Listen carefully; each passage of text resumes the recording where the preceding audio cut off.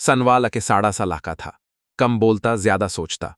उसकी आंखों में सपने कम और करमोशी ज्यादा रहती थी। शहर के एक छोटे से कॉलेज में पढ़ता था और हर रोज अच्छे ही बेंच पर बैठता, बिल्कुल विंडो के पास। वहां से बाहर पीपल का एक पुराना दरख्ते नजर आता था जो उसे अजीब से तेजाली देता था। हाय, मैं पिया। उसने हाथ आज बहाया। सनवाल ने थोड़ा सा घबरा का हाथ मिलाया। सनवाल, बस इतनी से गफ्तागू। लेकिन उस दिन के बाद दोनों के दरमियों एक अजीब से रवानी शुरू हो गई। लाइब्रेरी में साथ बैठ का काम करना, नोट्स डिस्कस करना और कभी कभी भी वजह हंस देना, ये सब डियर डियर आदत बन गया। सनवाल जो अक्सर चुप रहता था, पिया के सामने खुद को बोलता हुआ महसूस करता।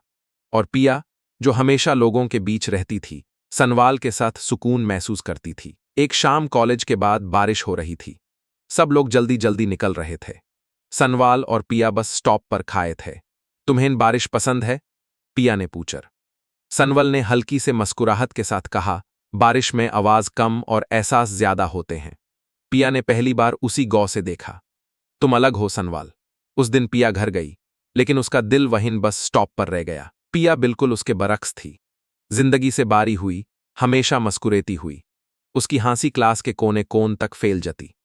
वो जब भी बोलती, लगता जैसे हवा रुक का सुन रही हो। उसका अंदाज सिंपल था, लेकिन उसकी प्रेजेंस स्ट्रांग थी। दोनों अच्छे ही क्लास में थे, लेकिन कि हाफ्टन तक एक दूसरे के लिए सिर्फ कोई और ही रहे। एक दिन टीचर ने ग्रुप असाइनमेंट दिया। किस्मत ने पहली बार सनवाल और पिया को अच्छे ही ग्रुप में डाल दिया। वक्त गुजरता गया। दोनों की दोस्ती जैरी होती गई, लेकिन दोनों के दिल में अके बात थी जो जबन तक नहीं आती थी। सनवाल दातर थकाहिन दोस्ती भी न टूट जाए।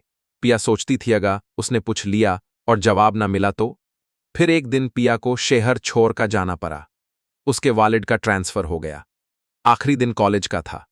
सनवाल ने पूरी रात सोच का एक छोटा सा कागज लिखा। कोई भारी बात नहीं, सिर्फ इतना, हाय, मैं पिया। उसने हाथ आज बहाया। सनवाल ने थोड़ा सा घबरा का हाथ मिलाया। सनवाल, बस इतनी से गफ्तागू। लेकिन उस दिन के बाद दोनों के दरमियों एक अजीब से रवानी शुरू हो गई।